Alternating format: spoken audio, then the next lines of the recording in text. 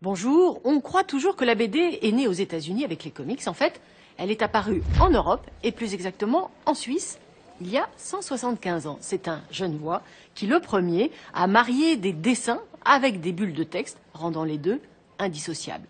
Il a ensuite fait des émules jusqu'aux États-Unis. Ce qu'on appelle le 9e art a toujours la cote dans l'Union européenne. Nous irons à Bruxelles, incontournable, puis en Italie, où les BD prennent des formes très bizarres, en passant par la Bretagne, où se réfugient bon nombre de dessinateurs français. C'est parti.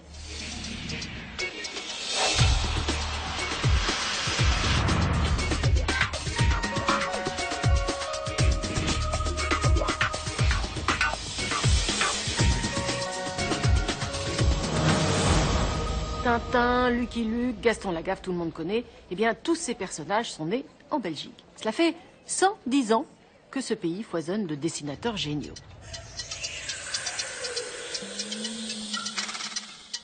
Nous partons à Bruxelles, la capitale européenne de la BD, école, collectionneurs, musée, le cœur de la ville. Et ses environs vivent au rythme du 9e art. Tintin et Milou. Un bronze de 2 mètres. Avouez que c'est d'une élégance folle pour la déco intérieure. Nous sommes dans la banlieue chic de Bruxelles, chez un collectionneur aussi fortuné que discret. Dans cette cave dorment plusieurs centaines de planches originales, des Franquin, Peyo ou Hergé, des toiles de maître, quoi. Vous pouvez voir ici des petits repentirs, des petites taches de gouache, un mélange de crayon, d'encre, des bleutés qui permettent de faire des choses plus sombres. Et alors, il y a ici le crayonné, tout le travail préparatoire dans lequel Hergé essaye de trouver ce qui est la ligne claire, c'est-à-dire le trait dominant dont il aura besoin. C'est de l'art, de l'or, du délire quand on connaît les prix, ceux d'une Formule 1, mais en papier. 91, 91 pour vous. Un grand collectionneur a dit mais ces prix sont fous, ils ne seront jamais maintenus. Ils ont été plus que décuplés. La dernière Hergé, la plus chère, est partie à... C'était 1,3 million, je crois. 1,3 million, la couverture. On en pousserait presque un saperlipopette de stupéfaction. Car nous n'avons pas la berlue. La BD belge est bel et bien un trésor national. Bruxelles est sa vitrine et Didier Saint-Jean notre guide. La capitale ne se cache pas, mais alors pas du tout, pour promouvoir sa bande dessinée. Venez, venez. Elle est un tout petit peu cachée, mais elle est belle. Voilà, Ricochet, qui va sauver sa petite amie Nadine et le commissaire Bourdon en bas, tout surpris. Le père du 9e art, Edgar P. Jacob, pour Blake et Mortimer. C'est un circuit touristique tout à fait épuisant. 47 fresques un peu partout et ailleurs. Voilà notre anti-héros. C'était ça la grande recherche de Franquin, le mouvement. 13 de Vance et Vanham.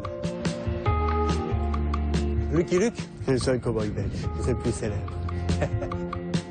Nous étions à l'époque de l'occupation par les nazis, nous ne pouvions plus dessiner des personnages américains, plus de Flash Gordon et autres Batman.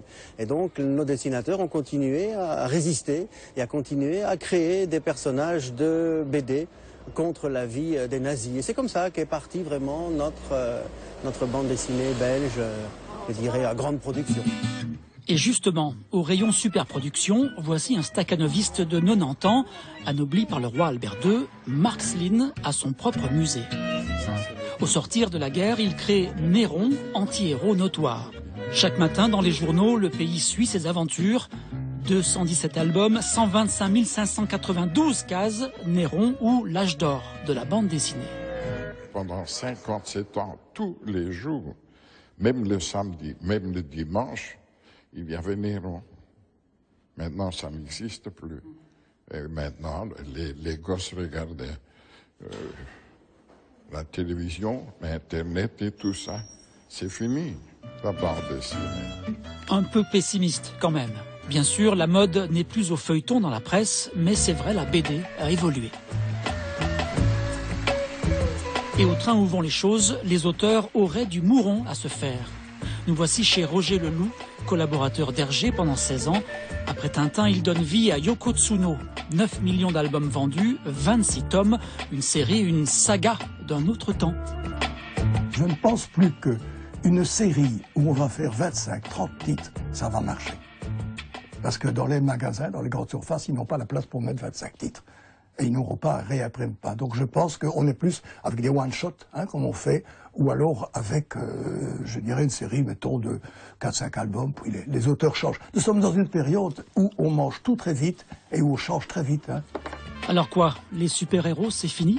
Has-been, les grandes signatures franco-belges? Pas sûr. Ici, le 9e art a son musée.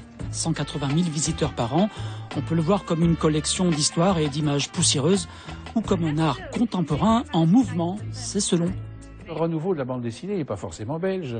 Il est notoirement européen, et notamment dans les romans graphiques, où on trouve des auteurs français qui sont certainement les meilleurs du genre pour le moment, à mon avis. Mais il y a une bande dessinée qui se renouvelle, comme aujourd'hui, plutôt en Flandre, par exemple, où on réinvente graphiquement un certain nombre de choses, on bouscule certaines limites, et ça, c'est formidable.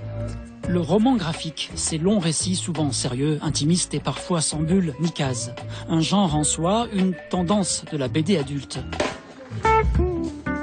Une tendance qui plaît aux jeunes auteurs. École Saint-Luc, atelier bande dessinée, 3e année. Bientôt un diplôme, pas forcément du travail derrière. On est encore en chantier.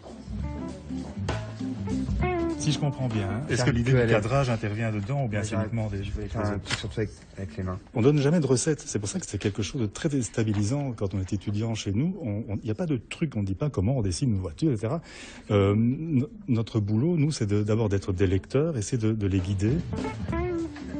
On apprend à développer son propre style et tous les rouages du scénario, toutes ces choses-là, comment on construit une image, pourquoi est-ce qu'on met ça et pas autre chose, qu'est-ce qu'on veut dire. Et oui, on apprend à pouvoir faire des bandes dessinées de plusieurs pages assez rapidement. Quelques Belges, des Suisses, pas mal de Français. L'Europe francophone étudie à Bruxelles comme une évidence. En France, il n'y a pas d'école si spécialisée que ça. Il y a quand même une culture de la bande dessinée, je pense, qui est plus importante qu'en France. C'est plus valorisé. Et devinez qui avait lancé en 68 l'idée d'une école de BD à Bruxelles?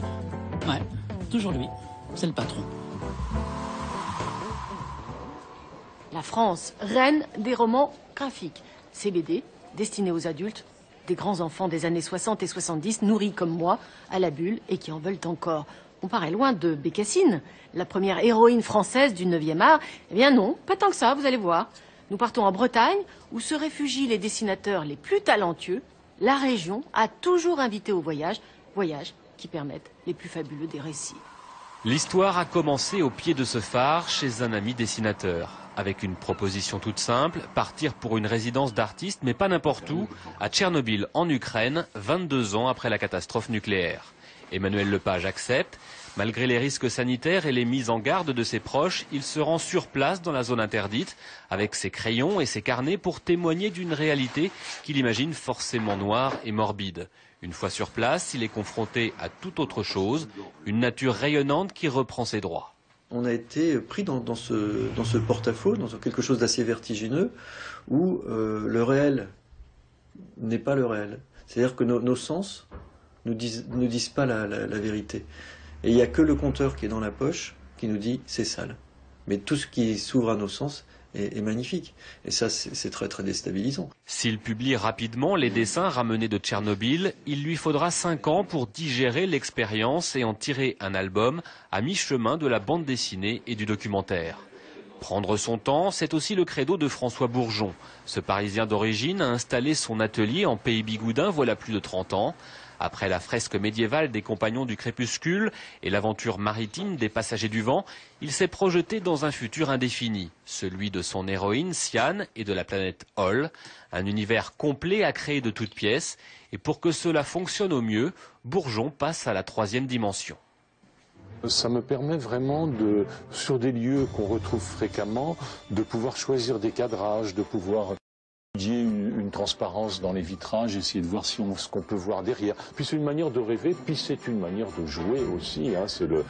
C'est aussi le côté Lego, c'est le côté enfant, si on peut dire. Et puis ça donne un semblant de réalité, c'est-à-dire que les mondes qu'on a inventés, d'un seul coup, ils existent, et on a l'impression en fait que cette maquette, c'est un document qui se trouve dans un musée, et voilà, d'ailleurs c'en est peut-être un. Lepage, lui, s'appuie sur ses croquis saisis sur le vif. L'an dernier, pour son précédent album, il avait accompagné une mission scientifique dans les terres australes françaises, un voyage que le dessin vient prolonger une fois rentré en Bretagne.